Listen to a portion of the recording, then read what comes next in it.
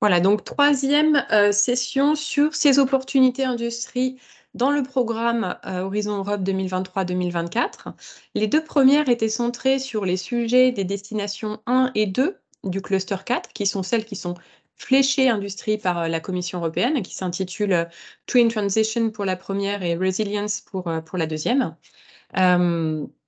Et donc, nous avons également voulu vous proposer une troisième session qui soit un aperçu de ce qui existe pour les projets collaboratifs de recherche sur ces thèmes-là, en dehors de ces deux destinations fléchées par la Commission. Donc, c'est-à-dire dans le pilier 2 d'Horizon Europe, sur certains de ces clusters. Et donc, nous avons fait appel à nos collègues VCN, que je remercie vivement d'avoir accepté et d'avoir contribué aujourd'hui à ces présentations. Nous allons avoir un panorama des sujets qui existent dans leur partie du programme.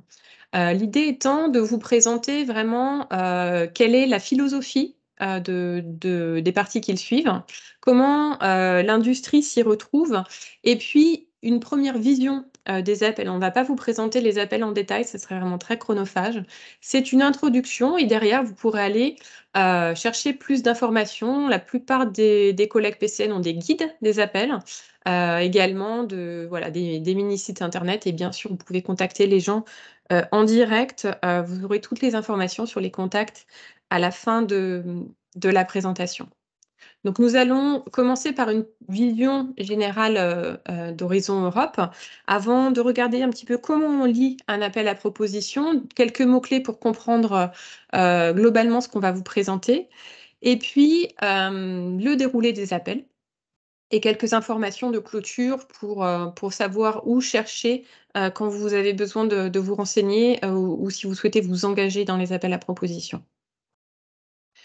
Donc voilà, pour rappel, Horizon Europe, qui est donc le 9e programme cadre de l'Union européenne pour la recherche et l'innovation, avec un budget de près de 100 milliards d'euros pour une période de 7 ans, 2021-2027, à savoir que c'est le programme de financement le plus important au niveau mondial par la masse qu'il propose.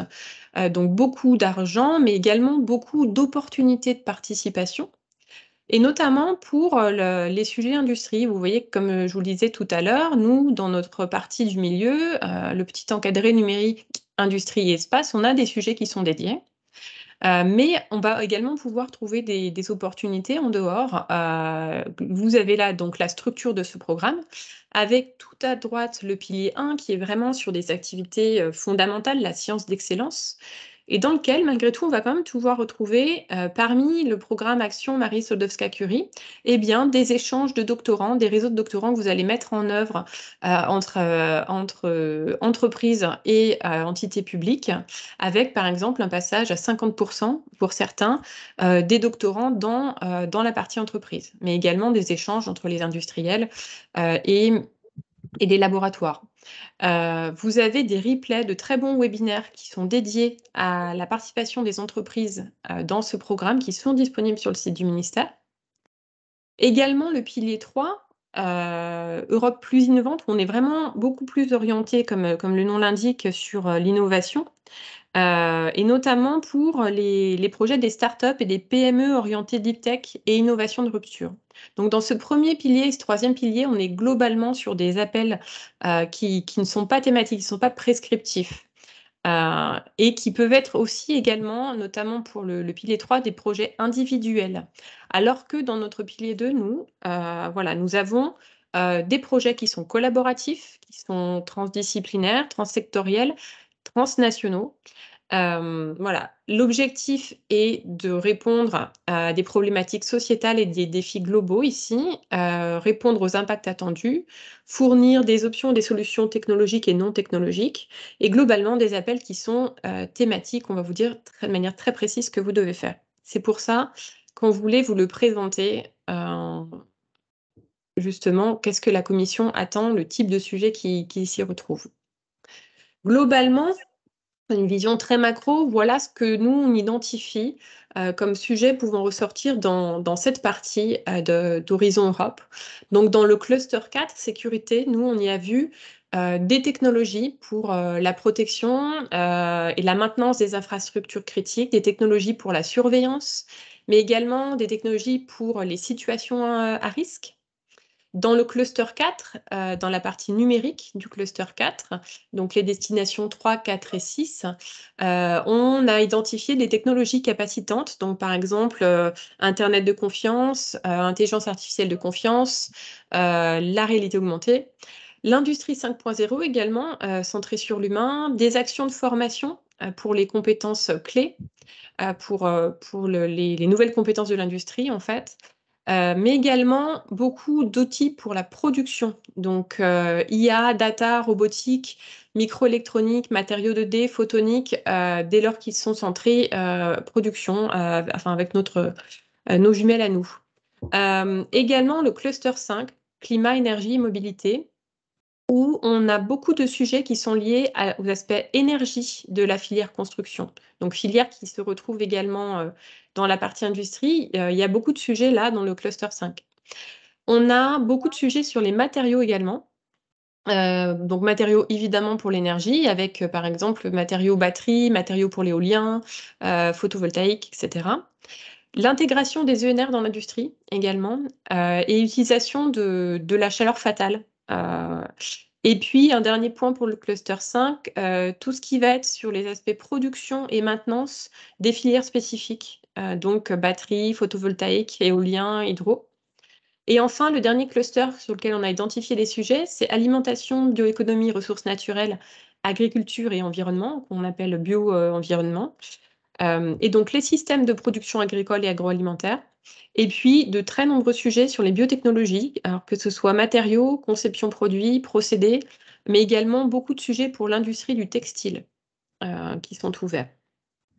Alors avant qu'on puisse vous les présenter, juste quelques clés de lecture et de connaissance de ces projets.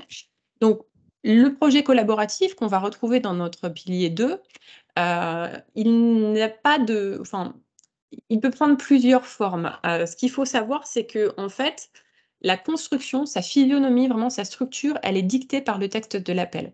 C'est le texte de l'appel qui va déterminer combien vous allez être de partenaires, qui va déterminer le type d'action que vous allez réaliser, le budget qui va en face. Cependant, une fois qu'on a dit ça, on peut quand même voir qu'il y a des caractéristiques fréquentes dans ces appels.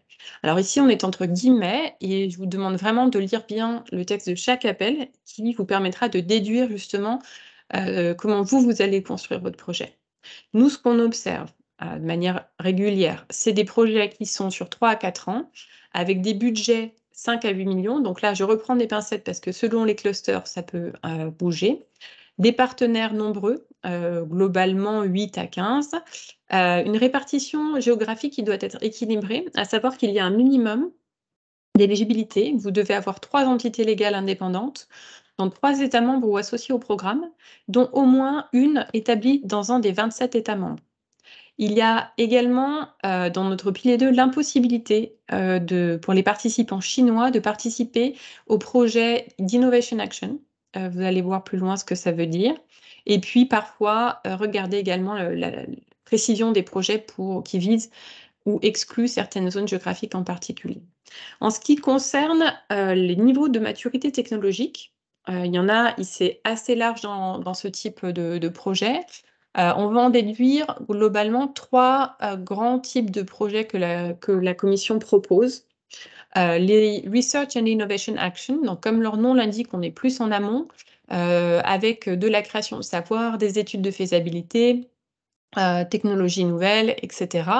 Où globalement, on est entre 3 et 5 sur l'échelle de maturité technologique. Sachant que dans ces projets-là, tous les participants sont remboursés l'intégralité de leurs dépenses. Alors que dans les projets IA, Innovation Action, qui sont un peu plus aval, généralement, globalement entre 5 et 7 sur le niveau de TRL, dans ces projets qui visent de la production de plans, du design pour produit, de la ligne pilote, de la démonstration, ici, les acteurs publics sont toujours remboursés à 100%, mais les acteurs privés sont remboursés à 70% et dans quelques cas à 60%. Un dernier type de projet qui sont les Coordination and Support Action, donc les CSA, où ici, on ne va pas avoir de recherche et d'innovation. On va viser des projets qui aident la commission à remplir directement ses objectifs sur la standardisation, sur l'établissement de feuilles de route, sur la communication, le réseautage, la structuration entre communautés d'acteurs.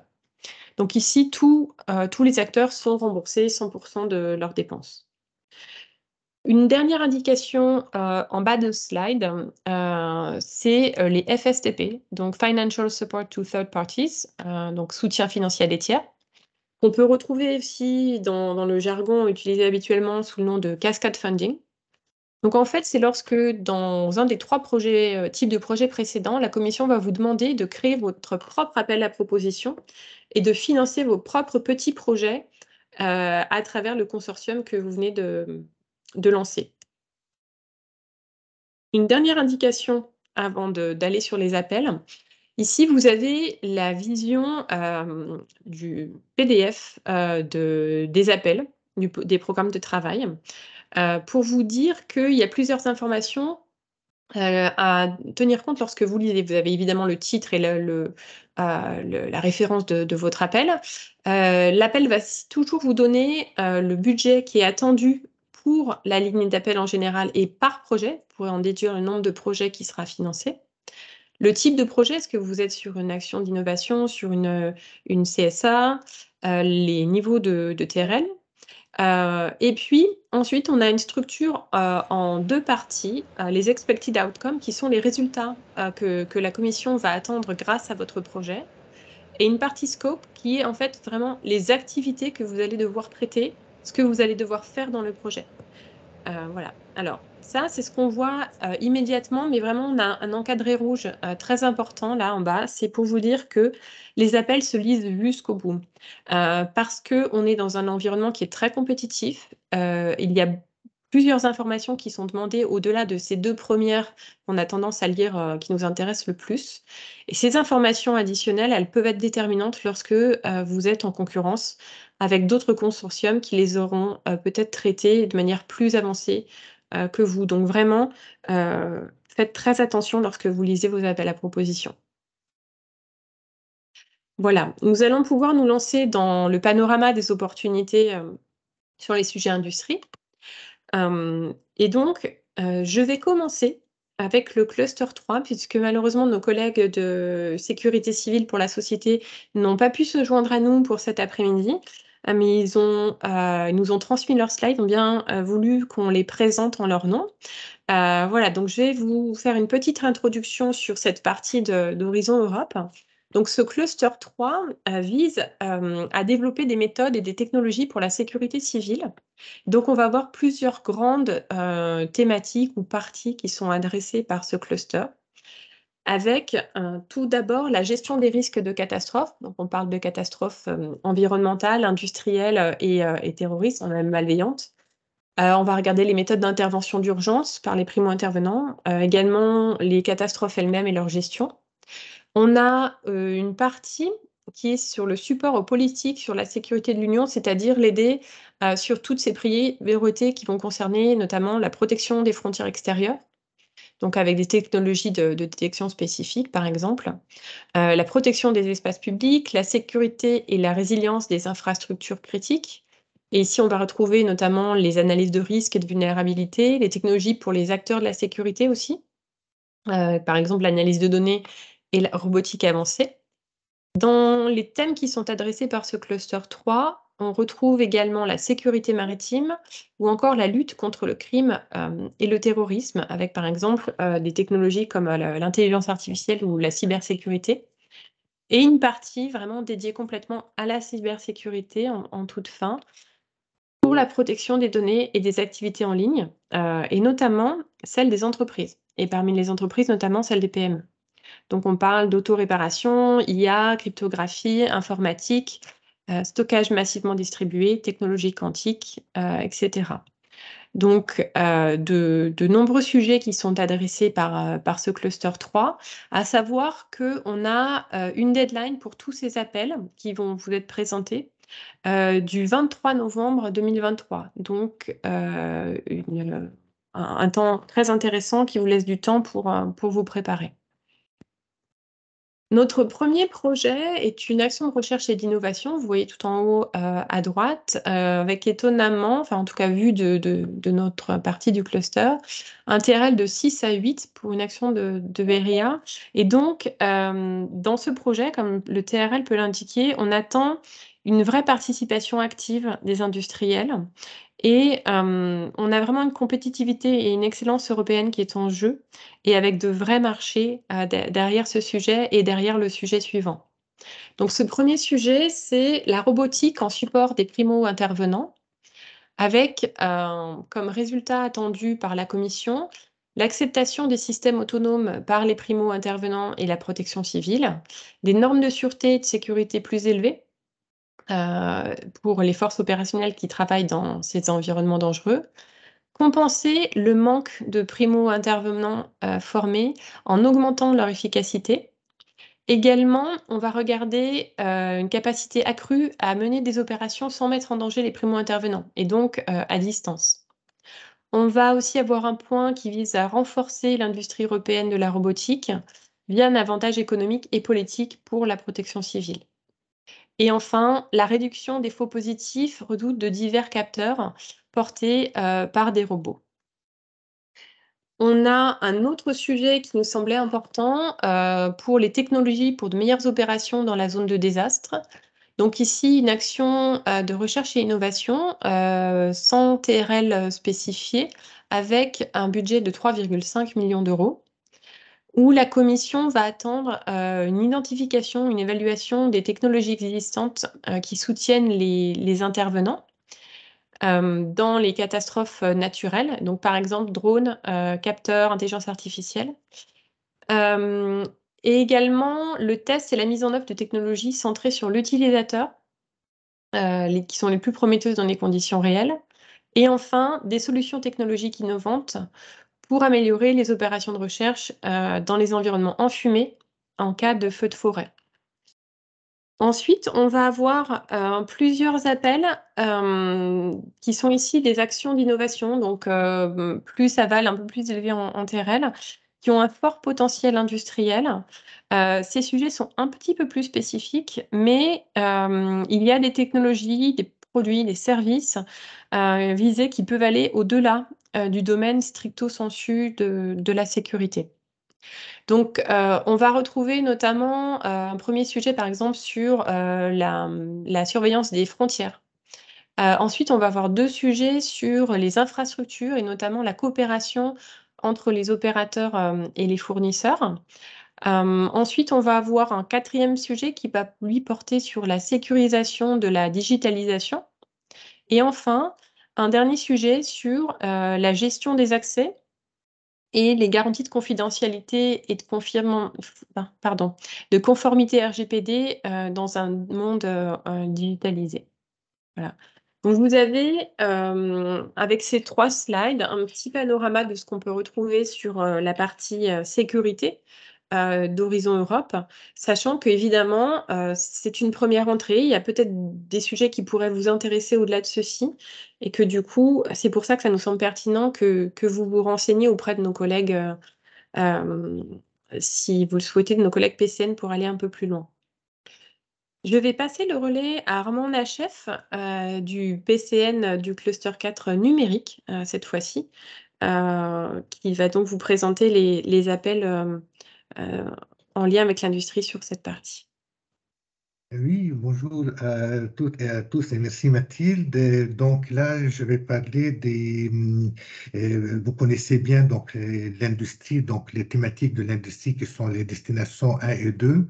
Et maintenant le numérique, donc c'est toujours dans le même cluster, on est dans le cluster 4 et on va parler des destinations 3, 4 et 6. On peut passer au à la deuxième slide, Mathilde. Voilà. Donc, c'était à savoir que concernant ces trois destinations, elles sont préparées. Donc, le programme de travail des destinations 3, 4 et 6, et c'est fait par la DG Connect, c'est le ministère du numérique en Europe. Et à la DG Connect, comme ça, ils ont un état d'esprit, leur mindset, c'était on est dans la technologie push. Donc d'abord la technologie, on va développer la technologie, et puis après, mais c'est pas, on va pas faire de la technologie pour la technologie, il faut quand même qu'on puisse arriver à des cas d'usage et on va pouvoir l'utiliser.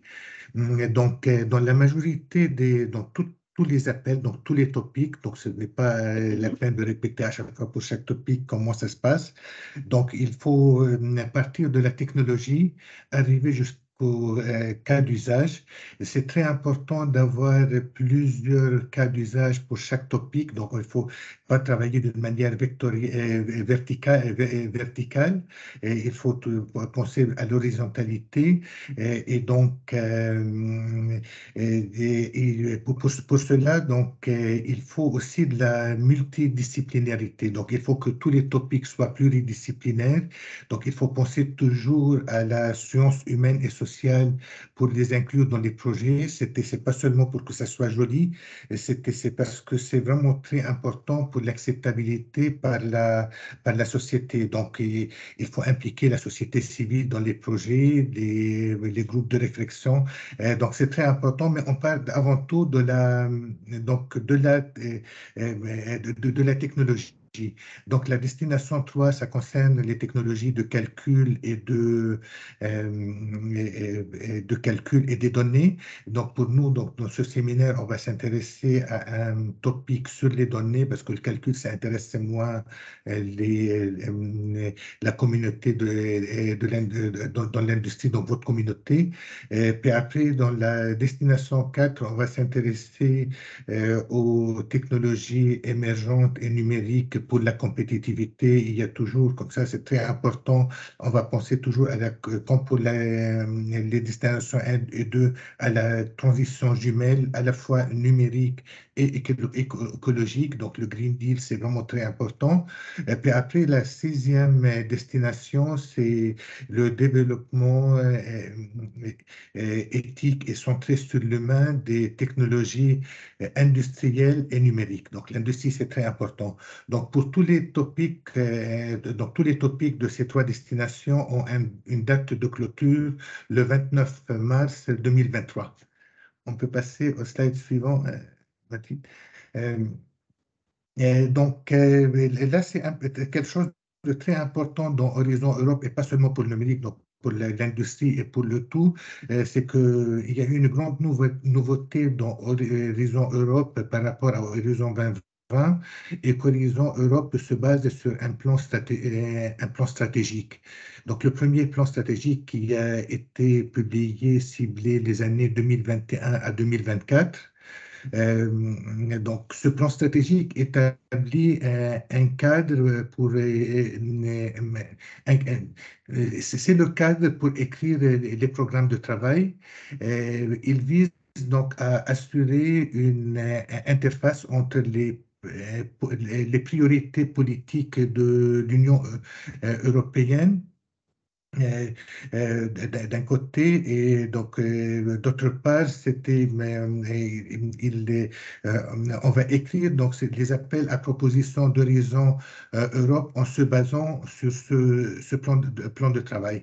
Donc le plan de travail 2021-24 a défini seulement quatre orientations stratégiques clés. Et donc la Commission a voulu que ça soit pas qu'il n'y ait pas trop d'orientations stratégiques clés pour ne pas avoir un effet de saupoudrage. Donc, il faut que tout le monde soit en cadence pour travailler dans une même direction, donc sur la même chose. Les quatre orientations stratégiques clés, ce sont l'autonomie stratégique ouverte, la restauration des écosystèmes et de la biodiversité en Europe, ainsi que la gestion des ressources naturelles d'une façon durable. Puis la troisième, c'est que vous connaissez bien, c'est la promotion d'une économie circulaire neutre pour le climat et fondée sur les technologies durables. technologie numérique durable. Et puis la quatrième, c'est la création d'une société européenne résiliente, inclusive et démocratique. Donc, comme vous le voyez sur le slide, les destinations 3 et 4 s'adressent à la vise, la première orientation stratégique clé qui est la promotion d'une autonomie stratégique ouverte. Euh, et aussi la promotion d'une économie circulaire, mais avant tout une autonomie stratégique ouverte, puis la, la destination 6 vise comme ça, d'avoir une société résiliente, inclusive et démocratique. Je pense que j'ai pas tellement le temps pour aller sur l'autonomie stratégique ouverte. Bon, si vous avez des questions, je peux vous expliquer de quoi il s'agit. Bon, on peut passer au slide suivant, peut-être. Oui, et donc dans la première, la destination 3, il y a deux rubriques, une rubrique pour le calcul et une rubrique pour qui concerne les données, l'analyse des données et l'analyse des données. Et c'est cette rubrique qu'on a choisie pour le webinaire d'aujourd'hui. Le prochain slide.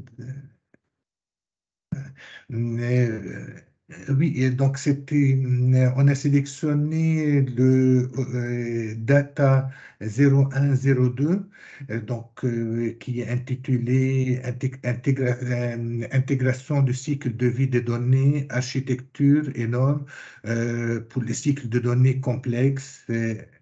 Et où les facteurs humains, langage. Et donc, qu'est-ce qu'on cherche à faire? Donc, les propositions dans ce topic s'appuient sur des normes et architectures existantes et on vise comme ça à étendre ces architectures existantes pour l'interopérabilité des systèmes et pour la portabilité des données. Les architectures et systèmes envisagés devraient permettre une attribution et une application des droits et responsabilités liés aux données donc, tout au long de leur cycle de vie. Mais les questions concernant le langage humain sont vraiment très importantes dans dans ce topic. Puis, on cherche aussi à intégrer l'humain dans la boucle, dans la boucle. Chaque proposition doit inclure des cas d'utilisation et des projets pilotes. Donc, concernant au moins trois espaces des données. Euh, et donc, finalement, c'est que ce qu'on cherche, on cherche comme ça à traiter l'ensemble de cycles de vie des données, s'appuyer sur des normes et des architectures. On va prendre en compte les facteurs humains et les interfaces, tous les facteurs humains. Et ce qui n'est pas à faire dedans, c'est de bâtir le projet sur un secteur vertical unique donc qui porte sur un domaine, une industrie ou un seul espace de données, parce qu'on cherche quelque chose comme ça qui est multisectoriel. Donc, ceux qui peuvent participer à ce type de projet, ce sont les producteurs, les processeurs et les intermédiaires, ainsi que les utilisateurs des données, bon, les développeurs de technologies, puis les chercheurs en architecture de données, en gouvernance et en facteurs humains. Voilà, on peut passer au suivant, s'il te plaît, Mathilde. Euh, et donc, là, maintenant, c'est la deuxième destination, la destination 4. Dans la destination 4, il y a 6 rubriques. Donc, on avait choisi deux sujets sur la robotique, les données et l'IA, deux sujets sur les technologies émergentes, puis deux sujets sur le graphène, donc les matériaux 2D. peut passer au suivant. Donc, le premier, donc, qui concerne les robots. Donc, on cherche des nouveaux paradigmes et approches vers des robots autonomes pilotés par l'intelligence artificielle. Autonome, ça, c'est vraiment très important en numérique. On cherche souvent deux types d'autonomie. Donc, on cherche comme ça à rendre à la fois le robot ou bien l'intelligence artificielle plus autonome et on cherche aussi à rendre l'humain plus autonome.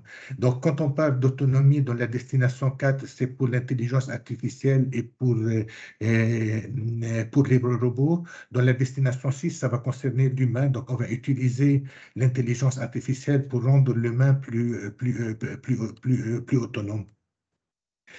Donc, ici, l'intelligence artificielle doit fonctionner en temps réel au rythme de mouvement physique du robot. Comme toujours, c'est pour le tout, on cherche une IA de confiance, éthique, robuste, sécurisée et fiable. Et on cherche à améliorer la perception, la conscience de l'environnement opérationnel et la compréhension des conséquences de certaines séquences d'action sur l'environnement de travail. Euh, donc, il y a un sujet qui peut être assez intéressant à développer, donc ça donne un point supplémentaire, c'est de développer une autonomie collective, donc à l'aide de plusieurs robots collaboratifs. On parle souvent de dessin, souvent parce que quand on a des dessins de drones, on veut avoir comme ça une intelligence, pour les abeilles, une intelligence collective à tous ces à tous les objets qui sont connectés. Puis c'est très important, il faut valider donc, sur des cas d'utilisation ayant un impact socio-économique majeur. On peut passer au suivant, Mathilde. Puis tu me dis comme ça quand il ne me reste plus que 10 minutes pour que j'accélère. D'accord. Euh, et donc là, après, c'était le second sujet donc, concernant la robotique, c'est qu'on cherche à avoir un leadership industriel en matière d'IA, de données, de robotique, et puis on va faire avoir un focus sur l'interaction homme-robot, homme-robot. Donc, ici, les propositions doivent cibler deux champs d'application. D'abord, le premier, c'est que on veut développer des solutions pour relever des défis majeurs liés aux applications que vous avez choisies. Donc, dans ce cas, il y a un minimum de 50% d'aide de FSTP, d'aide de soutien financier aux parties tiers. Et dans le deuxième champ d'action, donc le FSTP est facultatif, on cherche à faire des pilotes à grande échelle, réunissant les principales industriels des secteurs d'application clés que vous avez choisis. Donc, il faut relever les défis dans les industries clés et développer des solutions pour l'interaction en machine, et ceci à tous les niveaux, de l'interaction physique à l'interaction sociale, dans une variété d'environnements de travail.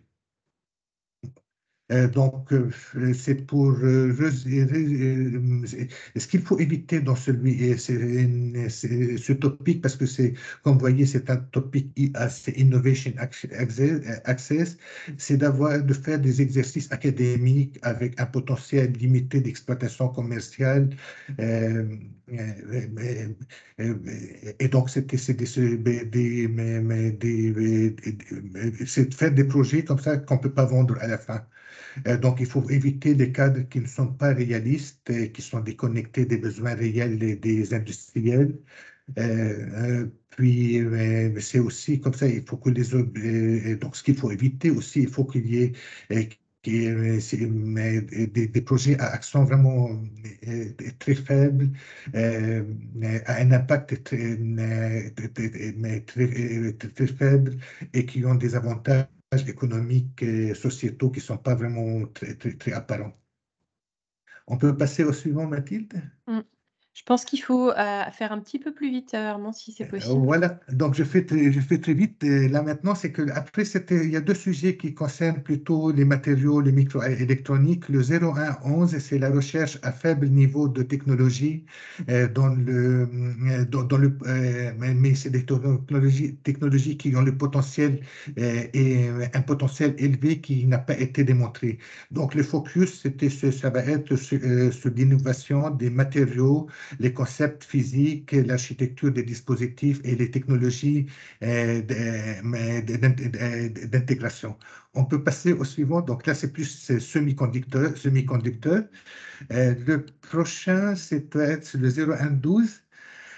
Dans le 0112, et ça c'est un sujet pour l'industrie, ça devait être comme ça en résilience et pas dans le digital emerging. On a posé la question à la commission, ils ont dit parce qu'on s'adresse à un niveau TRL vraiment très bas, donc il s'agit de développer de nouveaux matériaux avancés ou bien améliorer des matériaux existants.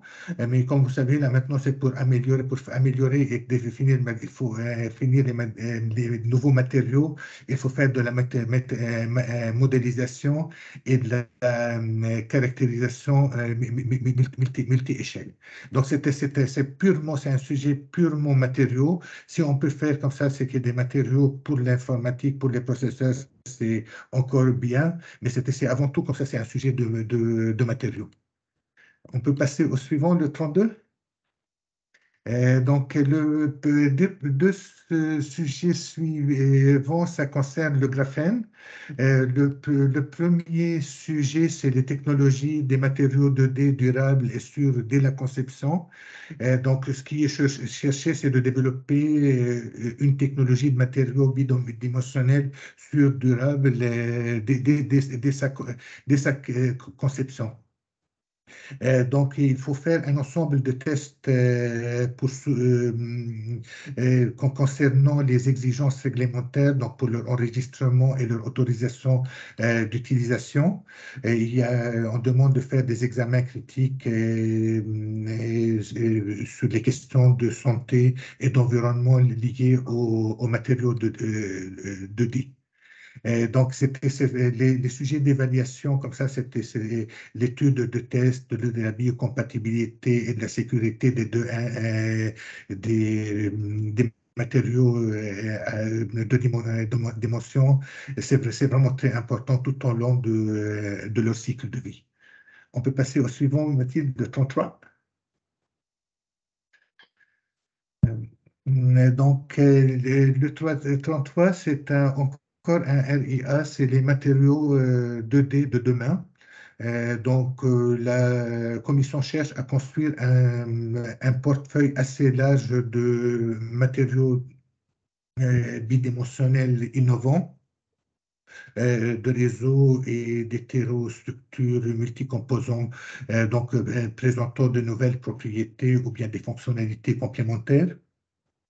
Et le but, c'est de réaliser donc des percées dans le système et des dispositifs numériques. Donc, il s'agit essentiellement d'identifier et de démontrer de nouvelles propriétés des processus qui permettent comme ça d'arriver à ces nouvelles fonctionnalités. Puis on va développer de nouvelles méthodes de caractérisation et de synthèse ultra propres et à grande échelle. Donc voilà, sans oublier la modélisation et la simulation.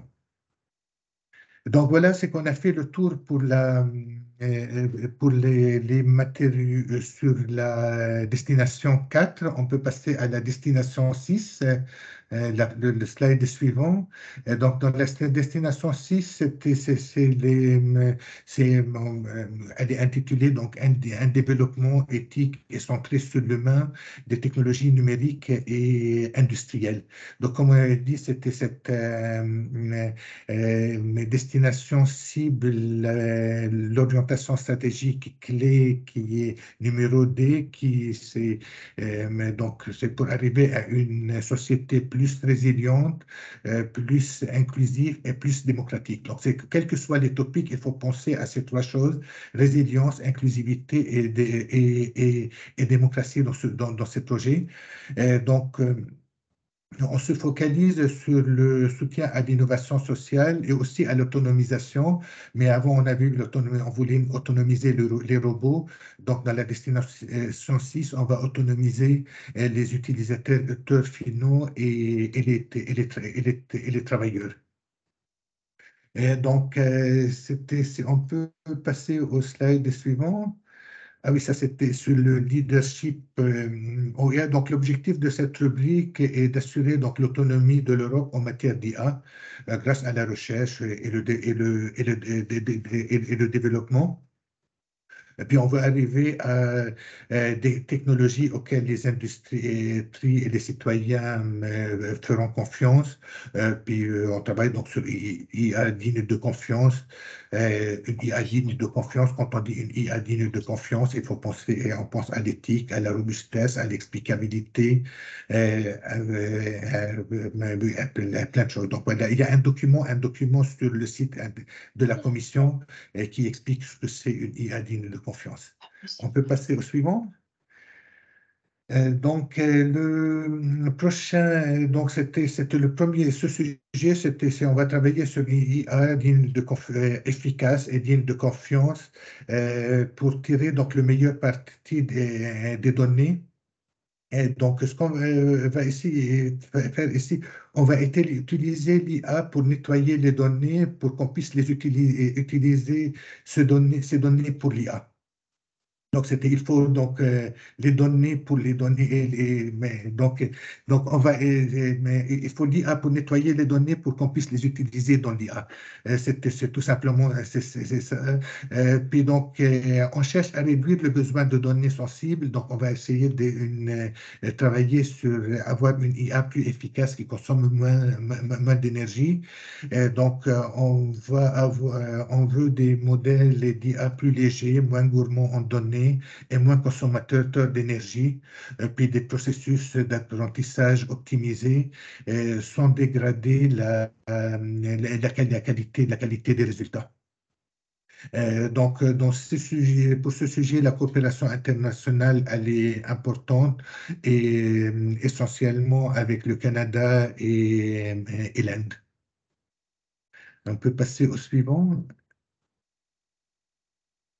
Là, c'est le Human 0102.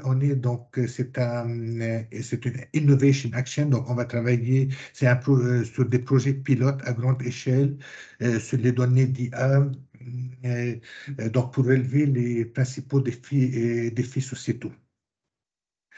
Donc, on cherche à améliorer la robustesse et les performances et la fiabilité des solutions qui sont basées sur l'IA, mais c'est très important, il faut que ce soit dans des scénarios réels. Il faut impliquer, comme j'avais dit dès le départ, donc il ne faut pas oublier d'impliquer les disciplines comme l'ingénierie, les SHS, la biologie, et donc toutes euh,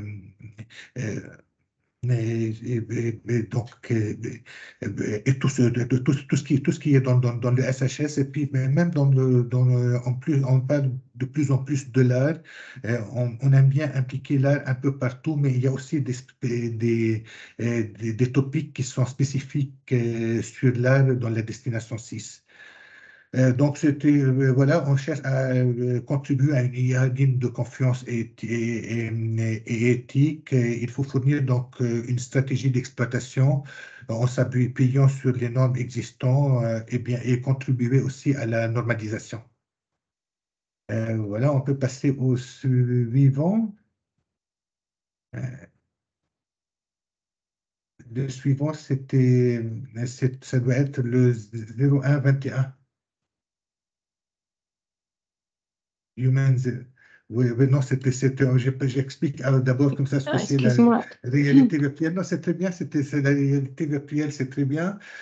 On peut parler, donc on a sélectionné trois sujets. Il y a trois sujets cette année dans la réalité virtuelle. On les a sélectionnés, la réalité étendue pour ce topic. Donc, le premier, c'est qu'on avait remarqué quand même qu'il y a de moins en moins, il n'y a pas beaucoup de devices, de matériel qui sont européens, qui sont utilisés pour la réalité étendue. Donc, la commission donc, a voulu lancer le premier topic. Si tu peux aller au prochain slide, Mathilde. Ça passe, c'est un peu lent le réseau chez moi. Oui, et donc, donc, dans ce topic, la réalité élargie, donc pour de nouvelles générations, on cherche à avoir deux types de propositions. La première proposition, c'est pour développer une nouvelle génération de dispositifs de réalité étendue, donc qui offre un confort visuel, vestibulaire et social. L'accent dans ce premier sous-topic doit être mis donc, sur la photonique et les matériaux pour améliorer la qualité de l'image. Euh, donc, les éléments optiques, donc rapprochant les capacités des dispositifs, donc mais qui rapprochent les capacités des dispositifs de la réalité étendue de celles de la vision humaine, puis sur les architectures qui améliorent les performances et qui réduisent la consommation d'énergie, sur des technologies de photodétecteurs avancés ou bien des composants de connectivité. Donc, bref, c'est tout ce qui sert à la réalité étendue. Donc, on cherche à développer donc, des dispositifs pour la réalité étendue. Et le deuxième sous-topic, donc on veut développer des solutions sociales et professionnelles pour améliorer l'expérience, les compétences et les capacités des utilisateurs de la réalité étendue. Donc voilà, c'était le premier, c'était un RIA. Donc on va travailler plutôt, c'était pour développer dessus. Le deuxième, c'est plus corrélé avec l'industrie, parce que c'est dans son nom. On va parler de la réalité étendue pour l'industrie 5.0. Moi, j'imagine que vous avez donc toujours dans les destinations 1 et 2, vous parlez toujours de l'industrie 4.0. L'industrie 4.0 n'est pas terminée, on va continuer à le développer, mais on a introduit en plus l'industrie 5.0, qui est l'industrie 4.0 où l'humain joue un gros rôle, une importance vraiment très importante dans l'usine. Donc, il y a deux types de propositions. Donc, c'est un IA, c'est un Innovation Action. Donc, on ne va pas faire de la recherche, on va faire plus de l'intégration. Donc, il y a deux types de propositions et qui sont demandées. Le premier, c'est pour développer des applications de réalité étendue et dignes de confiance pour accroître la compétitivité des entreprises et leur orientation vers l'humain. Donc, c'était l'entreprise, l'industrie, c'est vraiment très important et l'orientation vers l'humain. Puis, le deuxième type de sujet, c'est qu'on va travailler sur la création d'une plateforme de référence qui vise à développer et prototyper des solutions de réalité étendue avancées. Le but, c'est de résoudre des défis communs qui sont rencontrés dans l'industrie. Par exemple, l'assemblage, la maintenance, l'exploitation à distance, la formation, la conception et la logistique. Donc, il y a donc tout donc pour tout ça, donc c'était le deuxième sous-topic, c'est pour créer une plateforme qui aide à développer des applications. On peut passer au suivant. Et donc, mais le topic précédent, le 0122, vous avez le droit de développer aussi des métavers, parce que c'est même si on ne voit pas le nom métavers. Et donc, le 0123, quand vous le voyez maintenant, on demande donc de supporter, de soutenir l'émergence d'un métavers ouvert centré sur l'humain, mais c'est un projet de coordination. Donc, vous voyez, c'est un CSA. Donc, dedans, c'est quoi le métavers? Méta, le mot méta veut dire au-delà. Donc, quand on parle travaille sur les métadonnées, on va travailler sur les données des données. Les métamodèles, ce sont les modèles qui nous aident à construire des modèles, comme on fait dans Eclipse, par exemple. La métaphysique, ce qui est au-delà de la physique. Et les métavers, c'est des méta-univers. Donc, ce sont les méta-univers. Ça revient. La question, c'est que qu'est-ce qu'il y a comme différence entre métavers et réalité étendue? D'abord, il y a la réalité, donc dans la réalité étendue, donc on va mélanger l'humain avec la réalité virtuelle, et donc les métavers, je pense, que ce qui va se rajouter dedans, c'est Internet. On va pouvoir les connecter sur Internet. Donc, les métavers, on peut résumer, c'est plus ou moins, c'est les logiciels de réalité étendue qui sont connectés sur Internet. Donc, pour cela, c'est que vous imaginez, il y a des problèmes éthiques qui vont se poser, il y a des problèmes techniques, il y a plein de choses avant de commencer. Et donc, la commission a préféré, avant de commencer, de lancer des vrais projets sur les métavers parce que c'était une grande communication de la communication, de la commission. C'est la présidente Ursula von der Leyen. Elle a fait des grandes annonces, puis après qui étaient suivies par le commissaire Breton, qui ont parlé beaucoup des métavers. Mais avant de lancer des projets et des appels à projets, ils ont préféré de lancer d'abord une CSA pour mettre tous les mondes ensemble, pour euh, discuter, échanger ensemble et définir quels sont les appels de demain qu'on peut lancer demain. C'était les besoins concernant les métaverses. Voilà, on peut passer au suivant. Peut-être je suis allé sur l'industrie 5.0. On peut passer sur ce slide. Je vais expliquer ce que l'industrie 5.0. Donc, il y a trois topics. Le premier, c'est qu'il s'agit de faire des pilotes pour une industrie innovante centrée sur l'humain. On va développer et démontrer le concept de centrage sur l'humain dans un environnement industriel et réel, donc dans au moins 10 projets pilotes. On peut passer au suivant, Mathilde. Le 0152, ce sont les moteurs et les facteurs de succès pour progresser vers l'industrie 5.0. C'est toujours un RIA. Donc, on va étudier en profondeur la mise en œuvre réussie et moins réussie des principes de l'industrie 5.0, toujours dans au moins 10 cas. Le suivant. Le suivant, ça concerne plus la fabrication localisée fabrication localisée et urbaine. Donc, puis le soutien à la créativité et aux nouveaux BOOS européens. Donc, c'est un RIA avec FSTP. Il y a eu beaucoup d'annonces sur le BOOS européen. Donc, j'ai vu deux appels, deux topics dans le numérique qui concernent le nouveau BOOS, mais on va trouver de nouveaux BOOS, des appels un peu partout, et notamment dans le IC, si c'est un sujet qui vous intéresse. Donc, on va essayer d'adapter les technologies vertes et numériques qui permettent une production à faible impact environnemental. On cherche aussi à développer des compétences et à améliorer la créativité en tenant compte de l'inclusion. L'inclusion, c'est vraiment très important dans tous les appels, bien sûr. Et puis après, on va passer à la dernière phase de ma présentation, ce qui concerne les normes.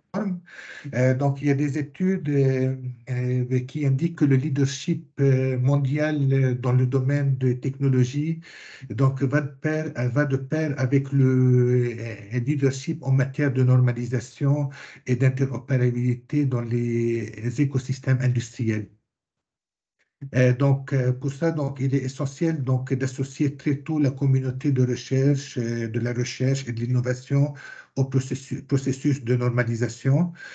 Donc, c'est là pourquoi c'est pour identifier les problèmes et les priorités, pour partager les points de vue sur les développements futurs et les besoins des parties prenantes et pour fournir des recommandations à la Commission européenne et aux organismes européens de normalisation pour les besoins futurs en matière de normalisation.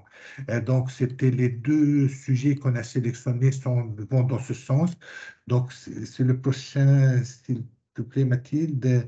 Euh, donc, il y a un sujet pour stimuler la symbiose industrielle, donc par la normalisation.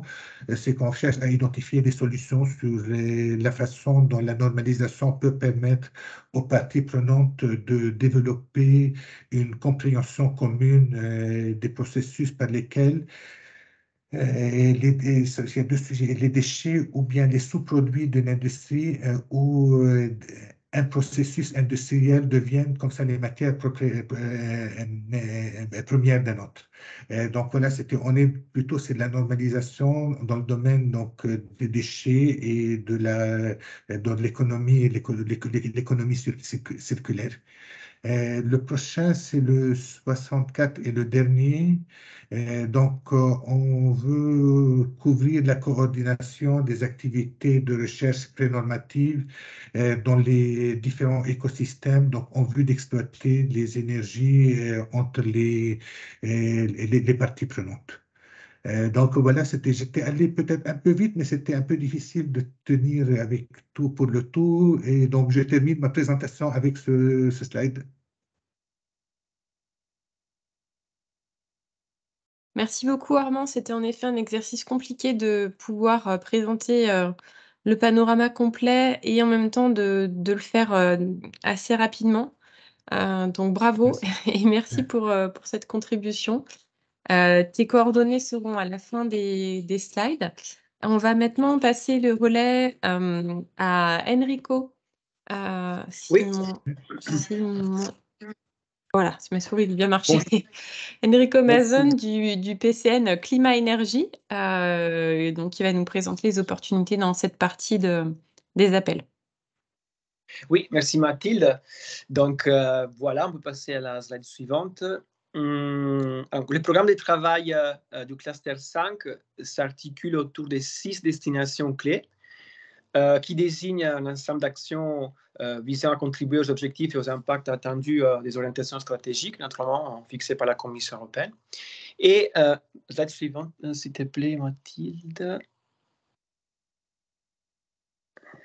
Voilà. Donc, et parmi les 6 destinations clés, il y en a 4 qui revêtent un intérêt très particulier pour l'écosystème industriel. Donc maintenant, dans les prochains slides, on va voir tous les appels à projets, pas tous les appels, on va voir, disons, destination par destination, quelles sont les activités clés qui peuvent être intéressantes pour vous. Donc, juste une prémisse méthodologique, je ne vais pas vous présenter le détail des topics parce qu'il y en a plus de 40, donc ce sera un exercice assez compliqué. Donc, je vais vous présenter destination par destination quels sont les éléments clés, les activités clés qui peuvent vous intéresser. Voilà, donc on commence par la destination 1, pardon, la destination 2, qui est la destination qui porte sur, disons, les thématiques transversales et qui peuvent donc fournir des solutions clés pour les applications liées au climat, à l'énergie et à la mobilité. Donc ici, il y a une thématique surtout qui, disons, qui peut revêtir un intérêt particulier pour vous. Il s'agit des batteries. Donc, slide suivante, s'il te plaît, Mathilde. Voilà, donc ici, l'objectif de la Commission, c'est de créer une filière industrielle européenne dans les batteries durables. Donc, il y a beaucoup d'attention pour ce qui concerne, par exemple, les matériaux critiques et circulaire, donc tout ce qui concerne le recyclage des batteries à la fin de leur vie, résiliente, donc une filière qui soit résistante aux chocs internationaux, donc qui puisse aussi, une filière qui puisse être disons, donc ce qu'on sait la souveraineté technologique de l'Union européenne sur ce sujet-là, et aussi compétitive au niveau des prix par rapport aux autres compétiteurs au niveau mondial.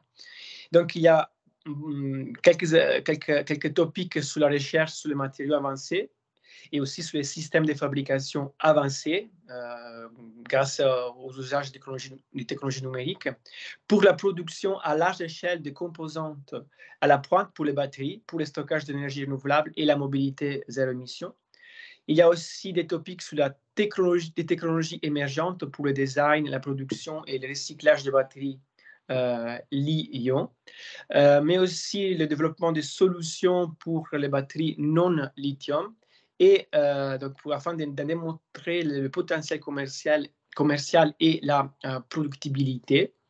Et enfin aussi des actions qui visent à créer une capacité de production européenne à large échelle pour les anodes li-métal qui sont nécessaires pour les batteries des nouvelles générations, donc les générations 4B, 4C et 5. Et pour ce qui concerne la génération 5, et il y a aussi l'objectif, c'est aussi d'augmenter la productibilité des batteries post-lithium, et donc aussi en améliorant le design et les techniques de production.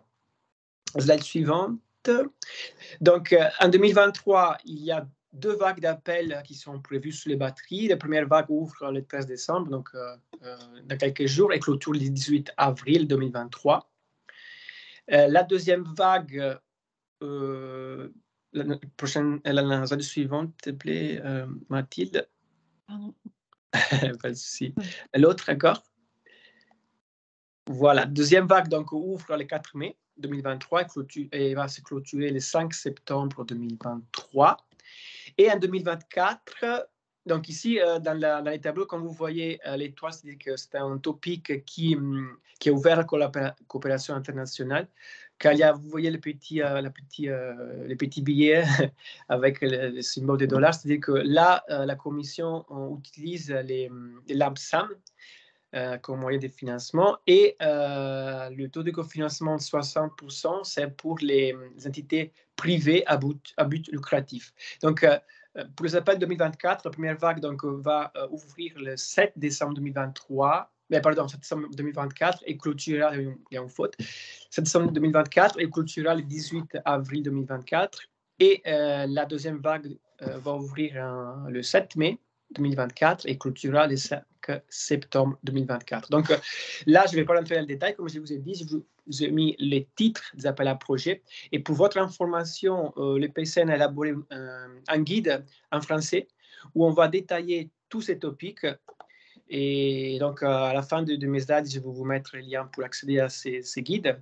Et aussi, le 13 décembre, on va organiser un webinaire pour présenter tous ces appels. Donc, si vous êtes intéressé, vous pouvez y assister.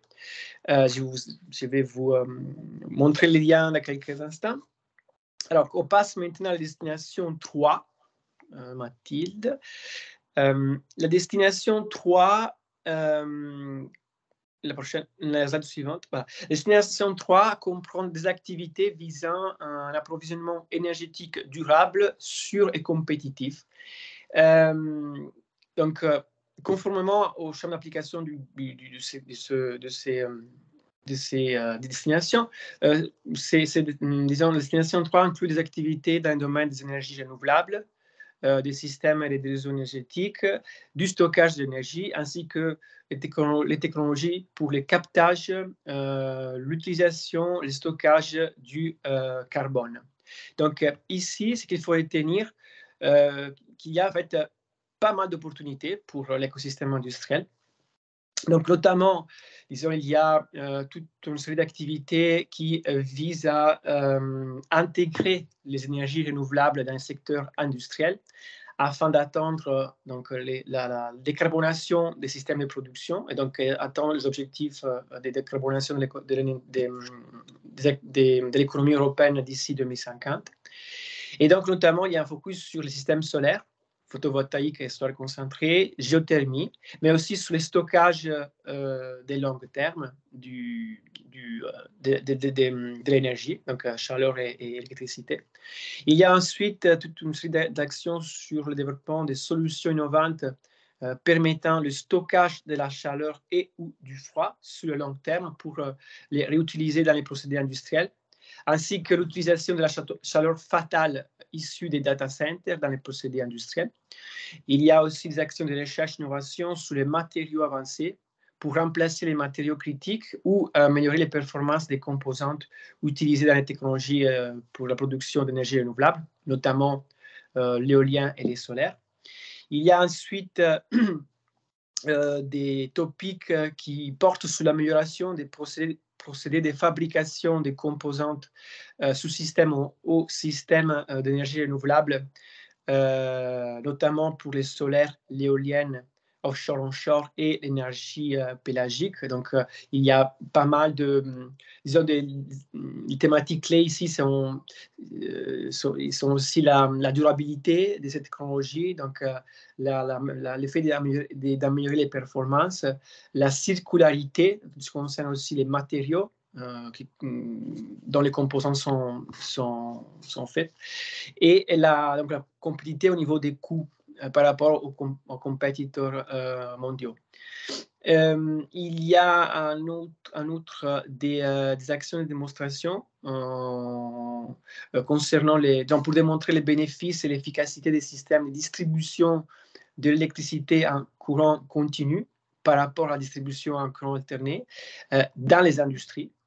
Et il y a aussi un topic, il y a un topic en 2023 et un autre en 2024 sur les CCUS dans les installations industrielles. Donc l'idée, c'est de démontrer au niveau industriel les transports et les stockages géologiques du CO2, en créant aussi des liens avec les différents hubs industriels au niveau européen, donc tout ce qui concerne la création du réseau de transport et stockage géologique du CO2 au niveau européen, pour afin d'aider le scale-up de cette technologie à l'échelle européenne. Et enfin aussi, il y a un focus sur les bioraffineries. Donc, il y a un nouveau concept, un concept de bioraffineries intégrées. Donc, des bioraffineries capables de produire des biocarburants, des produits biosourcés ou des produits chimiques biosourcés. Et zero waste et carbon neutral. Et enfin aussi un nouveau concept, le nouveau concept des vallées de l'énergie, c'est-à-dire production et utilisation sur un territoire bien précis, bien circonscrit, de vecteurs d'énergie renouvelable, y inclut l'hydrogène. Donc là, les industries peuvent jouer un rôle clé en tant qu'end user de ces disons, vecteurs énergétiques renouvelables. Slide suivante. Voilà, donc ici, il y a la liste des appels à projets intéressants. Donc, il y a une première vague 2023 qui ouvre bientôt, le 13 décembre, il se clôture le 30 mars 2023. Et une deuxième vague qui ouvre le 4 mai 2023 et qui se clôture le 5 septembre 2023. Et pour l'année 2024, toujours deux vagues. Donc, la première vague qui va ouvrir le 12 septembre 2023 et qui se clôture le 16 janvier 2024. Et la deuxième vague qui ouvre le 7 mai 2024 et se clôture le 5 septembre 2024. Et on passe maintenant à la destination 4, qui est un peu la destination plus emblématique peut-être pour l'industrie, parce qu'il y a vraiment un sujet fort, l'industrie. Et ici, donc, la destination concerne les activités visant la demande d'énergie, notamment une utilisation plus efficace de l'énergie dans les bâtiments et l'industrie. Et donc, pour ce qui concerne l'industrie, ici, l'enjeu est d'augmenter l'efficacité énergétique des procédés industriels et de réduire les émissions de gaz à effet de serre et des polluants atmosphériques issus de ces procédés, par les biais de, disons, la récupération, l'upgrade et ou la conversion et l'utilisation de la chaleur fatale. Il faut préciser que si la majorité des topics portant sur ces sujets se trouvent dans le cluster 4, le cluster 5, et dans sa destination 4, couvre exclusivement les sujets relatifs à la gestion de la chaleur de l'industrie. Par contre, l'électrification de la production de chaleur par les biais des sources d'énergie renouvelable est couverte par le cluster 4 et aussi le partenariat Process for Planet. Et donc, pour revenir au topic industrie, donc, deuxième enjeu clé, c'est aussi de démontrer des technologies de production de chaleur alternatives, par exemple, la production de chaleur par micro-ondes ou par le plasma, permettant de switcher rapidement du combustible fossile aux sources renouvelables au bas carbone, donc afin d'augmenter un peu disons, diminuer de l'indépendance de l'économie européenne des carburants fossiles provenant de Russie. Donc, c'est très lié à la situation internationale actuelle. Et pour ce qui concerne le topic bâtiment, qui est l'autre grosse, disons, sous-thématique de la destination 4, ici, l'enjeu est de contribuer à développer des solutions et des approches innovantes pouvant aider à augmenter les taux de rénovation des bâtiments, de réduire la consommation d'énergie des bâtiments et d'améliorer la circularité et le confort, le bien-être et la santé des utilisateurs, tout en gardant les logements abordables. Et ensuite, il y a aussi des activités qui concernent le développement des approches innovantes pour la construction de nouveaux bâtiments ou la maintenance des bâtiments existants. Et pour faire ça, la Commission demande l'utilisation, par exemple, des technologies telles que la robotique, d'autres technologies numériques, telles que les jumeaux numériques, les big data, la réalité virtuelle ou la réalité augmentée, etc. Et il y a aussi l'enjeu qui porte sur le fait d'augmenter l'intelligence des bâtiments afin de les aider à mieux se connaître entre eux, de devenir donc des bâtiments à énergie positive, donc et de les faire communiquer entre eux et aussi avec les réseaux énergétiques. Voilà.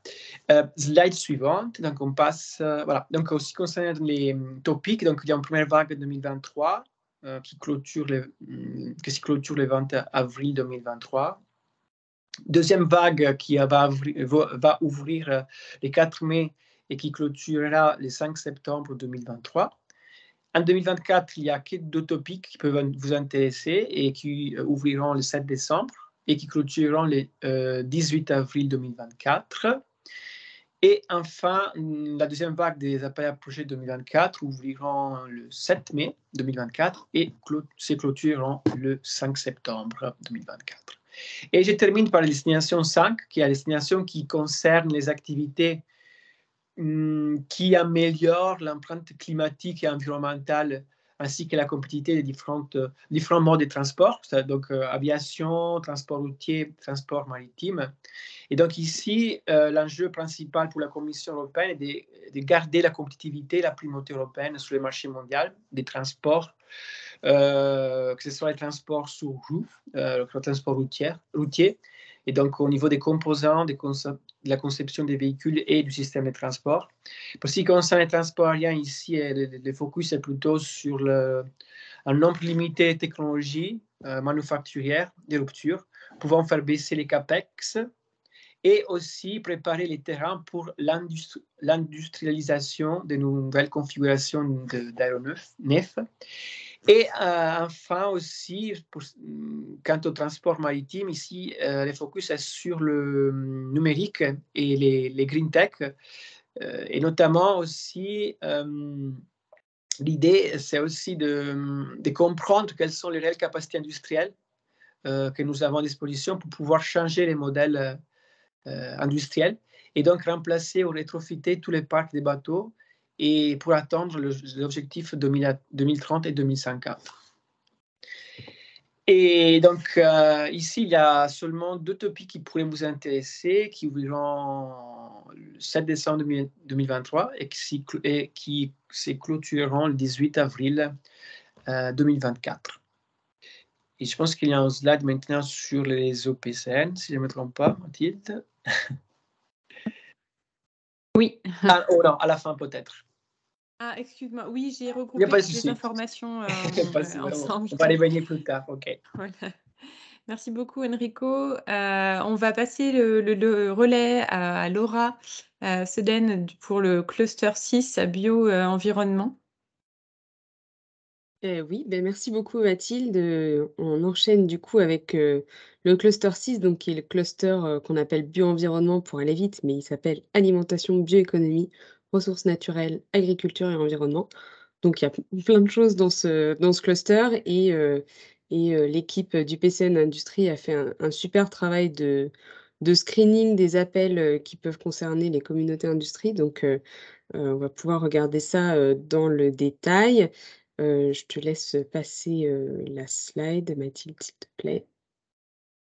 Tu peux avancer. Alors voilà, quelques mots-clés juste pour comprendre un peu le périmètre du cluster 6 et vous permettre de vous y retrouver hein, sur les aspects industrie. Je pense qu'il y a quelques domaines que vous allez retrouver et qui vont vous parler certainement, notamment sur les aspects de bioéconomie, d'économie circulaire, de solutions numériques aussi qui font partie du cluster 6 en lien avec les aspects du Green Deal, le pacte vert européen. Je pense aussi les aspects de systèmes biosourcés aussi. On va avoir pas mal d'appels dans ces domaines-là qu'on retrouve dans le cluster 6 et dans lequel plusieurs secteurs industriels vont vraiment se retrouver dans des appels. Slide suivante. Alors voilà, peut-être sur le contexte du cluster 6, donc nous, le cluster 6 découle vraiment assez directement du pacte vert pour l'Europe hein, qui a été mis en place au moment de la prise de fonction de la commission actuelle. Et donc vous retrouvez vraiment l'ensemble des destinations du cluster 6 à peu près dans les objectifs du pacte vert. Donc ça vous permet aussi de voir aussi les grands objectifs qui sont fixés par les appels, qui visent, tout simplement à faire en sorte que l'économie, que la croissance soit décorrélée de l'utilisation des ressources. Faire en sorte qu'on prenne davantage en compte le fait que la planète a des ressources limitées, hein, les planetary boundaries qu'on trouve, maintenant, quel mot-clé qu'on retrouve un peu partout, qu'il faut davantage prendre en compte tout en s'assurant que, du coup, un certain nombre de ressources économiques, que la compétitivité de l'Europe, elle soit préservée, son indépendance aussi sur un certain nombre de secteurs. Slide suivante. Je m'excuse Alors, pour le format, c'est un problème de copier-coller. Ça ne vient pas du PCN bio-environnement. il n'y a pas de souci, je pense qu'on arrive à lire quand même. Donc, vous voyez un peu la structuration en destination, qui sont donc les grands chapitres hein, du programme de travail pour 2023-2024. Donc, on a beaucoup de topics, mais bon, comme les autres programmes, hein, il n'y a pas de différence. Sur les 2 prochaines années, on attend donc un budget global d'1,8 milliard d'euros du coup. Donc ça va être assez conséquent et slide suivante pour vous y retrouver davantage. Je ne vais pas détailler toutes les destinations, mais les destinations qui peuvent le plus vous intéresser et dans lesquelles Mathilde et son équipe ont identifié des appels intéressants. C'est vraiment la destination 3 qui s'appelle Cirque Bio sur l'économie circulaire et les secteurs de la bioéconomie, dans lequel on va retrouver vraiment tous ces secteurs autour des industries biosourcées qui vont être intéressantes. La destination 4 sur un environnement propre et zéro pollution, où là, il y a aussi des enjeux pour limiter en fait la propagation de nouvelles pollutions, identifier les pollutions actuelles, et tout ça, ça sert aussi des secteurs industriels. Et la dernière destination qui va vous intéresser, c'est la numéro 7 qui s'appelle Governance et qui porte sur la gouvernance innovante, les observations environnementales et surtout, ce qui va vous intéresser très certainement, sont les aspects de solutions numériques en soutien au Pacte vert, sur lequel donc il y a quelques appels avec des développements numériques qui sont intéressants. Slide suivante. Alors voilà sur le calendrier, à peu près de l'ensemble du programme de travail pour vous y retrouver. Donc comme pour tout le monde, on se retrouve tous dans un calendrier très contraint avec des premières deadlines sur les appels 2023, fin mars prochain. Donc effectivement, ça arrive, vite. Et puis, après en fonction des appels, il faut regarder un peu dans le détail. Il y a plus de temps évidemment pour 2024, quasiment une année. Et puis, il faut faire attention, il y a certains appels qui sont en 2 étapes, que vous voyez ici aussi, et qui du coup, vous déposez une pré-proposition, et puis ensuite une proposition complète si votre proposition est retenue à l'issue de la première étape. Voilà, je détaille pas parce que je pense que vous pourrez regarder l'information dans le détail. OK. Alors du coup, pour chaque destination, je vous ai mis un petit peu, les grands impacts attendus. Je vais pas le détailler, trop parce que j'ai pas mal d'appels à présenter dans un temps, un peu réduit donc mais ça vous donne un peu le cadre et les grands voilà, le grand cadre dans lequel on se situe. Donc là, sur la destination, Cirque Bayo, ce qui va nous intéresser, c'est vraiment les aspects de durabilité, de compétitivité et d'indépendance des ressources, de l'industrie européenne, et les aspects de développement de chaînes de valeur innovantes dans les secteurs de la bioéconomie. Donc ça, c'est vraiment les deux aspects les plus intéressants, je pense, et qu'on va voir un peu plus dans le détail avec des topics, à venir. Slide suivante. On peut passer à la slide d'après, si c'est possible.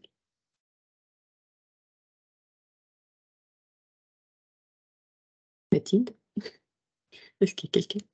Merci beaucoup. OK, donc je m'excuse, d'avance pour le format qui est un peu resserré, il y a pas mal d'appels à présenter donc je vais pas rentrer trop dans le détail. L'idée, c'est vraiment hem, de vous donner à voir les différentes opportunités qui sont, ouvertes, pour vous et de vous permettre voilà, de balayer l'ensemble du cluster 6, et de pouvoir aller, piocher, l'appel qui vous intéresse le plus, sachant que voilà, maintenant depuis, avant-hier maintenant, les programmes de travail sont officiellement publiés. Vous pouvez aller regarder tout ça dans le détail. Hem, donc je vais essayer de balayer ça et de quand même, donner quelques informations utiles. Donc à chaque fois, je vous ai mis le type d'action qui est attendu, IA, RIA, CSA, le budget global de l'appel et le nombre de projets. Hem voilà et puis éventuellement d'autres conditions d'éligibilité ou de participation. Donc le 1er appel que je souhaitais vous présenter, c'était l'appel sur, l'utilisation, des enzymes et des hôtes microbiens pour les industries des biotechnologies. Donc là, c'est vraiment un appel, d'innovation qui vise vraiment le développement des industries dans les biotech, et donc avec comme objectif d'accélérer, la circularité de l'économie et de la bioéconomie, faire en sorte qu'elle soit davantage, durable, propre et puis, développer, de la circularité vraiment dans toute la chaîne de valeur, hem, en utilisant davantage ces enzymes et ces autres microbiens qui sont insuffisamment, utilisés, dans lequel il y a du potentiel à explorer. Donc c'est vraiment ça l'esprit de cet appel. L'appel suivant, il porte sur, les écosystèmes industriels biosourcés. Là, on attend vraiment à ce qui est, à créer une symbiose, c'est le mot, qui a été choisi pour cet appel-là, entre les industries biosourcées. Donc, faire en sorte que, les chaînes de valeur, elles soient plus circulaires, qu'il y ait des chaînes d'approvisionnement, qui soient plus locales, qu'on prenne en compte aussi l'utilisation des ressources, et qu'on puisse à chaque étape, du processus industriel, identifier les impacts environnementaux, climatiques, à la fois sur la qualité des sols, de l'eau, de l'air, mais aussi sur la biodiversité, voilà, à chaque étape du processus. C'est une CSA, hein, donc il y a vraiment cet objectif de coordination des industries entre elles. Donc il faudra bien faire attention là aussi à ce qu'il y ait vraiment des acteurs industriels présents dans cet appel-là, dans le projet qui sera financé pour s'assurer qu'on a bien toute la chaîne des acteurs concernés qui sont associés à la définition même du projet. Ensuite, donc le troisième appel de cette page, il porte donc sur les matériaux de construction plus spécifiquement, pardon, et donc sur le développement de nouveaux matériaux de construction qui soient biosourcés, et donc avec l'objectif d'en baisser la toxicité, d'en faire des matériaux qui soient zéro pollution. Donc voilà, donc c'est vraiment un appel dédié au secteur de la construction, qui vise à développer des nouvelles chaînes de valeur, en fait, des nouveaux produits, des nouveaux processus, qui permettent d'utiliser de la biomasse de manière plus circulaire, dans un secteur industriel qui en consomme beaucoup. Donc l'idée, c'est aussi de pouvoir élargir le type de biomasse auquel on va pouvoir, qu'on va pouvoir utiliser justement pour limiter l'impact sur les écosystèmes. Là aussi, et ça fait suite un peu aux remarques que Carmen pouvait faire en début de présentation, c'est un appel qui répond aux objectifs du nouveau Bauhaus européen, donc avec ces notions de beau, durable et ensemble, hein, beautiful, sustainable and together, c'est ça un peu le mot-clé, le motto du nouveau Bauhaus européen. Et donc voilà, dans les aspects de construction, on attend aussi que ces enjeux voilà, de beauté, de durabilité et puis d'association de toutes les parties prenantes, y compris des citoyens, elles soient prises en compte. Page suivante.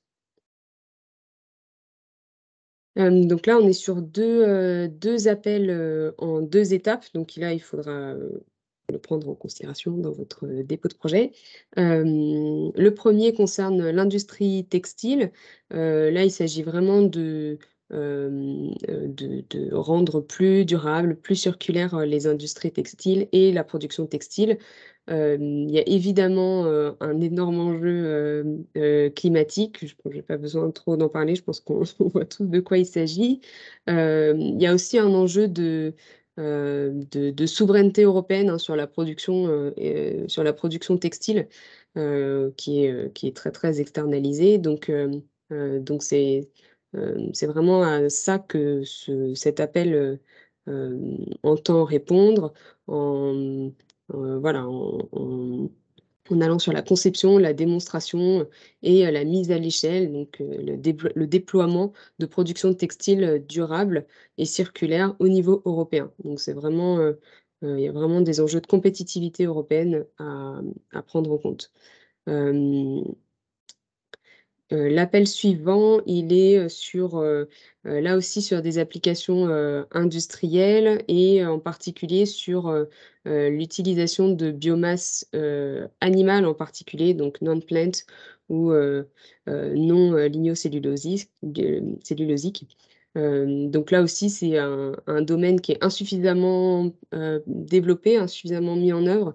Et donc, le but de cet appel, c'est vraiment de développer des nouvelles chaînes de valeur, des nouveaux secteurs industriels, de faire en sorte qu'on puisse aussi mesurer l'impact de ces nouveaux processus, de ces nouvelles technologies pour s'assurer qu'on est bien, qu'on suit bien aussi les potentiels impacts négatifs qu'il peut y avoir.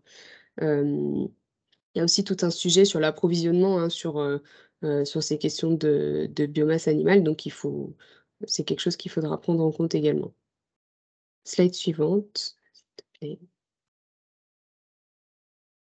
Alors là aussi, donc on a 3 appels, hein, qui sont aussi sur des secteurs industriels très, très spécifiques, hein. Donc, le premier sur, le développement de solutions, circulaires, dans les chaînes de valeur textile.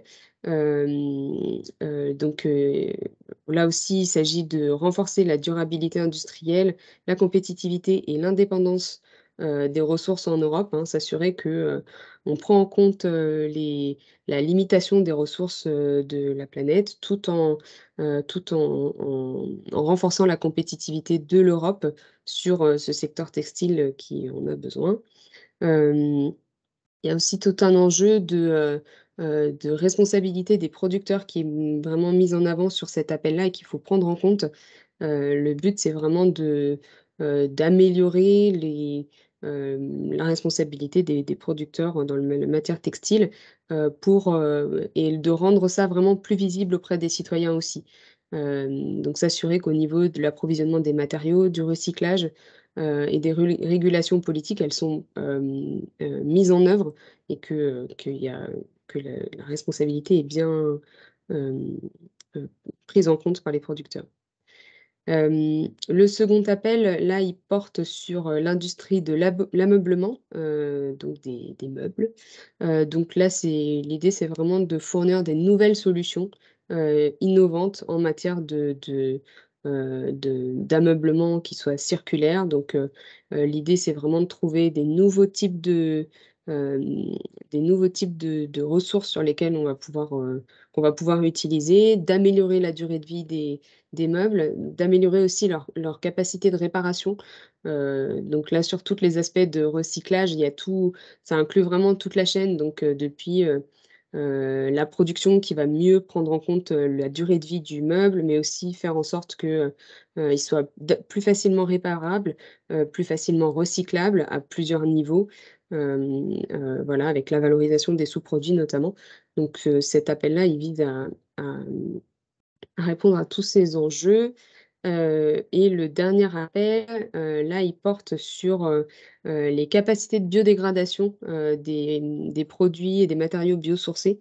Donc là aussi, le but, c'est vraiment de trouver de mesurer la capacité de biodégradation, de certains matériaux, de certains produits et d'identifier des solutions pour l'améliorer, cette biodégradation, faire en sorte que, elle puisse se faire, en fonction de plusieurs environnements aussi qui prennent en compte les conditions climatiques, les conditions environnementales, qu'il y a dans telle ou telle zone. Parce qu'évidemment, elles ne sont pas les mêmes partout en Europe. Donc, voilà, par exemple, les déchets plastiques, qui peuvent être, dans la nature, dans l'eau, les matériaux biodégradables, et aussi aux choses très amont, dans les technologies de fabrication même de ces matériaux et de ces produits biosourcés. Donc là, c'est une RIA, donc c'est plus amont, il y a vraiment tout un aspect, de recherche sur les capacités de biodégradation, des matériaux. Slide suivante. Donc là, on a, un appel donc sur, le potentiel de numérisation des secteurs biosourcés. Donc là, ça rejoint aussi un certain nombre d'appels, que j'ai, moi-même découverts dans les autres clusters, où il s'agit vraiment de pouvoir développer des outils numériques, qui servent les industries biosourcées. Donc, en s'appuyant sur plusieurs types d'outils comme l'intelligence artificielle, les passeports numériques, le marquage, les filigranes. Hem, il s'agit vraiment de pouvoir, faciliter les processus de production, et de faciliter leur durabilité et heu, en fait, permettre de limiter leur impact sur le climat. Il y a aussi tout un enjeu, hein, de transparence, des informations et d'interopérabilité des formats numériques qui sont proposés. Et le deuxième appel de cette slide, il porte sur la bioéconomie circulaire dans les startup villages. Alors les startup villages, des villages startup, c'est un peu difficile à définir, mais en gros, ce sont des espaces, d'innovation et pas forcément jusqu'à la création de start-up, mais vraiment des espaces d'innovation qui sont créés dans les zones rurales. Et donc là, le but, c'est vraiment de pouvoir transférer ces concepts de bioéconomie circulaire et durable dans des espaces voilà, de création innovante au sein des zones rurales. Donc là, il y a vraiment tout un aspect de démonstration de nouveaux business models, d'impact socio-économique aussi, parce que les zones rurales, du coup, ça pose d'autres questions en termes de circulation des biens notamment. Donc, il faut aussi que les potentiels impacts négatifs puissent être pris en compte. Là aussi, c'est une CSA, il faut y faire attention, hein, le but, c'est vraiment pas de faire un projet de recherche. Donc, il faut vraiment prendre ça en compte et bien s'assurer qu'on est dans le scope de l'appel en y répondant. Slide suivante. Donc là, on arrive sur des appels 2024 en 2 étapes. Donc vous allez déposer votre première étape en février 2024 et la seconde en septembre 2024. Et donc là aussi, on a c'est des appels qui sont intéressants dans le sens où ils ciblent aussi des secteurs industriels très clairs. Donc le premier appel, il porte sur le le le secteur textile, le second sur le secteur des plastiques et le troisième sur les secteurs des produits électroniques. Et donc les 3 appels, hein, je peux les présenter en même temps. Ils visent vraiment à développer des nouvelles technologies et de proposer des solutions numériques pour faciliter la circularité de ces secteurs. C'est vraiment ça le but. Donc, ça inclut plusieurs types d'outils, hein, là aussi l'intelligence artificielle, l'internet des objets, la robotique, la blockchain, tout ça, ça a sa place dans ces appels-là. L'idée, c'est vraiment de pouvoir, faciliter la circularité de ces secteurs. Donc, comment est-ce qu'on prend en compte dès le moment de conception, avant même la production, on prend en compte vraiment tout le cycle de vie du produit.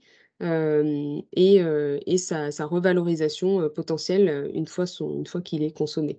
Hem Et donc comment est-ce que hem, les outils numériques peuvent nous aider à produire ces nouvelles chaînes de valeur? Voilà, donc dans ces 3 domaines, textile, plastique et composants électroniques, qui sont évidemment des secteurs clés dans lesquels il y a un fort besoin de circularité. Slide suivante. Alors du coup, je crois que c'est les derniers appels sur, les industries, biosourcées et l'économie circulaire. Donc là, on a un appel sur, le développement des industries biosourcées. Sont aussi des appels en 2 étapes en 2024. Le premier, il cible, vraiment, des PME, tournées autour de produits et de processus biosourcés. Là aussi, il s'agit de renforcer leur durabilité, la circularité et de réduire l'impact, en fait, de ces industries sur leur environnement, hein, que ce soit, dans, le l'émergence de polluants, par exemple, hein, dans les sols, dans l'eau, ce soit l'impact sur, le réchauffement climatique, sur, la perte de biodiversité. Et aussi, il y a tout un aspect de mieux informer les consommateurs sur la durabilité des produits biosourcés. Hem Le deuxième appel, il porte sur, la démonstration de modèles de production et d'entreprises, qui soient innovants, reproductibles et évolutifs, et qui permettent aussi, la participation active des producteurs primaires. Donc là, ça cible vraiment les exploitants agricoles, hein, notamment les fermes. L'idée, c'est vraiment de mieux valoriser, la biomasse et les déchets liés à la production agricole, donc agricole et forestière d'ailleurs, l'appel, inclut vraiment ces deux aspects-là. Hem, donc là aussi, il s'agit de renforcer la circularité de ces secteurs, de démontrer des nouveaux modèles de production qui permettent de prendre en compte la valorisation de la biomasse, et la gestion des déchets, agricoles et forestiers qui sont considérés comme sous-utilisés. Là aussi, donc nous, dans le cluster 6, on a pas mal d'appels qui incluent la dimension, approche multi-acteurs, hein. C'est un truc qui est très présent dans le cluster 6. L'approche multi-acteurs, c'est une condition de participation, hein. Ça fait partie des critères d'évaluation et le but, c'est vraiment que tous les acteurs de la chaîne soient associés à la définition même du projet en amont du projet et pendant toute sa vie. Donc là, il est très clair que, il faut que les exploitants agricoles, ils soient associés, donc les coopératives agricoles, les grosses fermes, les plus petites productions. Il faut que dans les projets qui sont sélectionnés, il y ait, tous ces acteurs qui soient présents. Slide suivante. J'espère que je ne suis pas trop longue. Voilà, donc j'en ai fini avec la partie, économie circulaire. J'ai quelques appels sur, la destination zéro pollution qui peuvent être intéressants aussi pour la communauté ou les acteurs industriels.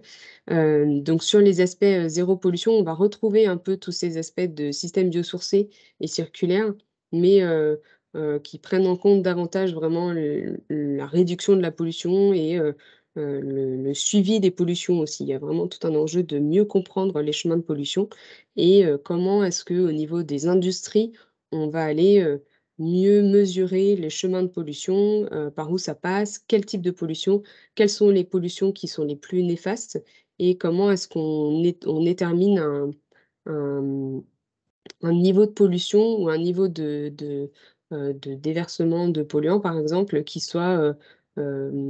permettent quand même au sol ou aux rivières ou à nos mers ou nos océans de rester sains. Il y a aussi tout un aspect de substituer les produits chimiques, nocifs par d'autres alternatives, donc et notamment via le développement des biotechnologies. Et on peut passer à la slide suivante. Hem Voilà, donc là, on est sur, un appel qui vise, à donc c'est une RIA, le tout premier, hein, à 8 millions d'euros qui financera 2 projets. Le but, c'est vraiment de mieux évaluer, les industries biosourcées et de voir, comment est-ce qu'on évalue leur, durabilité environnementale notamment. Hem donc il s'agit de soutenir le déploiement et l'investissement dans des solutions à haut TRL, et aussi, de comprendre le potentiel des technologies émergentes, et de s'assurer de leur circularité, de leur durabilité, plutôt à des TRL plus bas. Donc il y a vraiment 2 aspects dans ce projet-là qu'il faudra prendre en compte.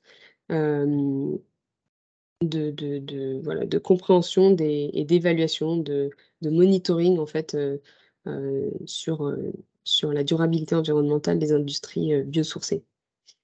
Le deuxième appel de cette, page, il porte sur, hem, donc là aussi sur les industries biosourcées et sur, le développement des biotechnologies pour permettre d'identifier, des alternatives aux produits chimiques nocifs.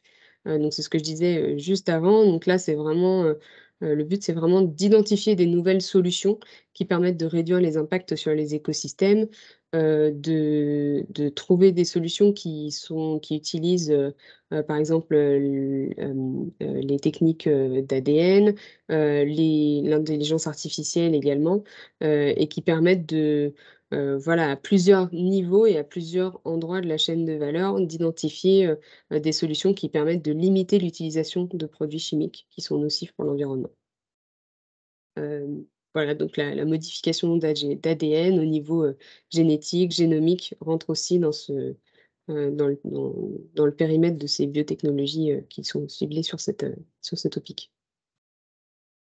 Slide suivante, merci.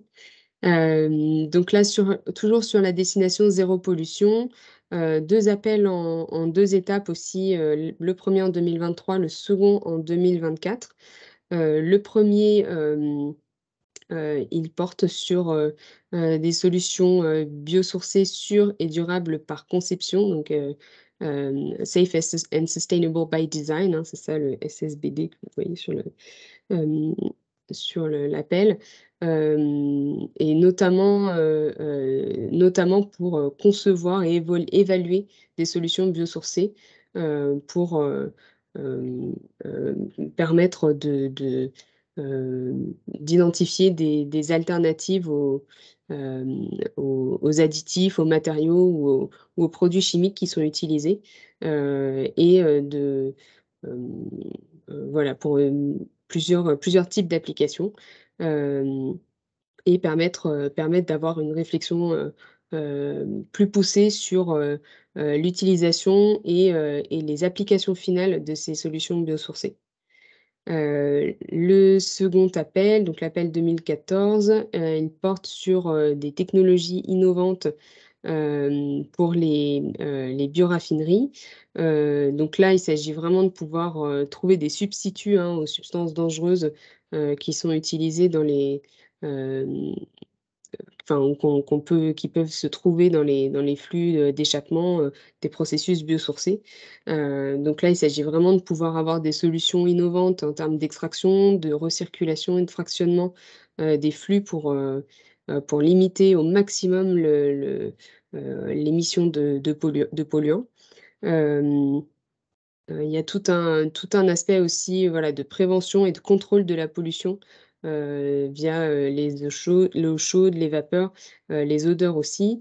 Et il s'agit vraiment de pouvoir avoir une circularité de l'air et de l'eau, et puis de davantage récupérer la chaleur issue de ces flux d'échappement. Les slides suivantes. Ensuite, donc on arrive à la dernière destination dont je voulais vous parler, qui avait été identifiée par Mathilde d'ailleurs. Donc la destination gouvernance, hein, qui regroupe pas mal de choses, mais en particulier des aspects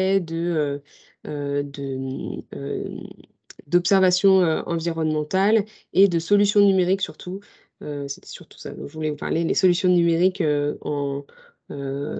pour permettre d'atteindre les objectifs de développement durable qui sont fixés par le cadre du Green Deal. Donc là, on voulait vous présenter 2 appels en particulier. Ils portent tous les 2 sur le secteur agricole et la foresterie, pour davantage pour améliorer un peu ces deux secteurs. Le premier appel qui est un appel 2023, porte sur le développement de solutions numériques dans le secteur agricole et forestier. L'idée, c'est vraiment de pouvoir identifier des nouvelles solutions innovantes, permettre aussi d'évaluer l'adoption des technologies. Donc c'est le mot uptake qu'on a du mal toujours à traduire, mais faire en sorte que les acteurs, les utilisateurs finaux arrivent à s'approprier les outils qu'on peut leur proposer. Donc que ce soit des infrastructures numériques, voilà, des nouvelles technologies pour faciliter leur adoption, réduire aussi les risques à l'investissement, hein. Là aussi, il y a tout un aspect d'accompagnement des acteurs sur l'investissement sur ces nouvelles technologies pour faire en sorte que dans leur modèle économique, ça peut s'intégrer sans les mettre en difficulté. Le deuxième appel et le dernier appel dont je voulais vous parler, c'est l'appel 2024 qui porte aussi sur des solutions numériques dans l'agriculture, et qui là est vraiment orienté sur l'amélioration des conditions de travail des personnes qui travaillent dans les fermes, sur les productions agricoles. Et donc de leur donner des outils qui limitent qui peuvent limiter les blessures au travail, ce genre de choses. Et donc, il s'agit vraiment de pouvoir faciliter l'utilisation de ces technologies, d'améliorer leur performance aussi, avec notamment des choses qui peuvent être vraiment adaptées au secteur agricole et rural. Par exemple, la fourniture d'assistance à distance, parce que, évidemment, c'est moins accessible, donc on a besoin aussi de solutions numériques qui prennent en compte, ces aspects-là de territoire. Et avec, plusieurs, types de solutions, donc des solutions robotiques, des solutions de réalité augmentée ou encore le renforcement des capacités en intelligence artificielle. Voilà, je crois que j'ai fini, j'espère que j'ai pas été trop longue, mais en tout cas, évidemment, comme l'a redit Mathilde, on reste à votre disposition s'il y a des questions et pour, développer un peu plus les appels parce que là, c'était un peu rapide. Merci beaucoup Laura. Il nous reste quelques minutes pour clôturer ce webinaire. Donc après toute cette présentation de nombreux appels, on voulait vous donner quelques informations pour aller plus loin. Alors tout d'abord, vraiment l'information principale, c'est le site horizoneurope.gouv.fr, puisque c'est un site qui est très fourni, sur lequel vous trouverez vraiment beaucoup de ressources. Vous avez toutes les actualités du programme ou des PCN qui sont en ligne, les événements, la documentation, notamment des FAQ pour répondre à vos questions de manière très rapide et très précise, des statistiques, les contacts des PCN. Et donc, on a des informations génériques et pour chacun de nous, on a également un site donc pour chaque thème de PCN. Et en ce moment, ils sont très fournis, vous vous doutez, vu l'actualité.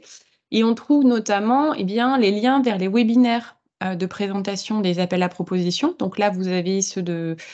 On est dans un webinaire industrie, mais tous nos collègues en organisent, et notamment, par exemple, le webinaire du cluster 5, du lancement du cluster 5, le 13 décembre 2022. Et puis, en ce moment aussi, on va trouver les guides des appels à propositions. Donc, comme Enrico vous l'a mentionné, de très nombreux PCN vous proposent en fait cette première approche pour identifier ce qui vous convient, lire les appels avant d'aller dans le texte des appels à propositions de la commission elle-même. Et donc, dans la majorité des sites des PCN, vous trouverez ce guide. Et si vous ne le trouvez pas, vous pouvez nous contacter quoi qu'il arrive. Ensuite, vous avez également le site de la Commission européenne qui s'appelle Funding and Tenders, sur lequel en fait on a tous les appels et donc tous les appels d'offres de la Commission qui sont regroupés, que vous pouvez chercher les anciens, ceux qui sont à venir. Vous pouvez également sur ce site, donc vous allez avoir une page par appel. Regardez-la bien parce que la Commission y met parfois des réponses aux questions qu'elle reçoit souvent sur l'appel. On a aussi des mises à jour parfois. Vous allez avoir des recherches de partenaires liées à l'appel également sur cette page. Et puis, deux informations qui nous semblaient importantes de vous partager, ce sont sur deux opportunités pour vous aider à financer une aide au montage. Donc, la première, elle concerne les acteurs du public, puisque c'est le programme MRSEI de l'ANR, montage de réseaux scientifiques européens ou internationaux. Et donc, en fait, on vous propose de candidater pour obtenir 30 000 € qui vont vous aider à monter votre consortium. Ça peut notamment servir à payer un consultant. Et donc, il y a des appels sur les 2 prochaines années avec 2 à 3 cut-off par an. Ensuite, on a également le Diagnostic Europe de BPI qui va aider des entreprises à financer une prestation d'accompagnement, donc essentiellement les PME, donc financer de l'accompagnement, du diagnostic, savoir si vous êtes mature ou pas, sur quel projet, et puis ensuite un accompagnement au montage aussi, à la rédaction du dossier. Une information sur les experts évaluateurs. Donc, vous allez être évalué quand vous déposez, mais vous pouvez aussi être expert évaluateur vous-même. L'intérêt, c'est de comprendre comment ça marche, passer de l'autre côté de la barrière. Vous pouvez aussi faire du réseautage, rencontrer des gens lorsque vous êtes dans cette activité. Et puis aussi, eh bien, c'est un peu une veille, en fait, un état de l'art de voir ce qui se passe en ce moment dans votre domaine. L'inscription se fait une fois pour 7 ans avec vraiment une utilisation des mots-clés pour attirer l'attention de la commission. Ça, on peut vous aider à calibrer un peu votre profil, en tout cas vous donner des conseils pour le faire. Et un point important, c'est pas forcément l'essentiel, mais quand même, ce travail est rémunéré 450 € par jour. Donc, quand on compare à d'autres types d'évaluations dans lesquelles vous pouvez parfois être impliqué, c'est quand même intéressant comme information.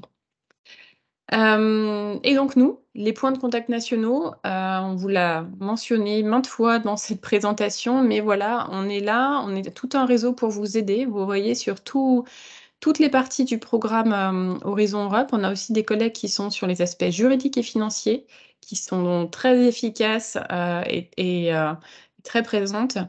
Et donc, on vous informe sur voilà, les opportunités. L'idée, c'est aussi de vous conseiller, de voir avec vous l'adéquation entre votre idée de projet et l'appel. Vous proposer des conseils en ingénierie de projet spécifiques sur Horizon Europe, etc., etc. Donc, ici, vous avez les coordonnées de tous les PCN qui sont intervenus dans la présentation. Vous voyez, à chaque fois, en fait, on a un petit consortium de personnes qui sont là pour vous répondre. On a une adresse mail commune et voilà, vous envoyez votre question, on vous répond. En ce moment, on peut aussi même vous proposer souvent, vu vos questions au moment des dépôts, eh bien, d'avoir un petit rendez-vous en visio, c'est plus facile pour discuter. Voilà, donc vous avez les coordonnées de tout le monde. Et je mettrai dans les slides que je vous enverrai suite au webinaire également les informations, enfin le lien direct sur l'infodé de PCN du cluster 5 et sur leur guide. Voilà. Je vous remercie tous d'avoir participé. J'ai vu que dans la conversation, on n'avait pas de questions. J'imagine que les présentations étaient claires ou alors que vous préférez sans doute poser vos questions directement au PCN. Donc, n'hésitez pas à le faire. Et merci à tous pour votre attention. On est resté à peu près une trentaine, il me semble, jusqu'à la fin. Merci à tous mes collègues PCN pour leur présence et pour leur contribution pendant ce webinaire. Au revoir.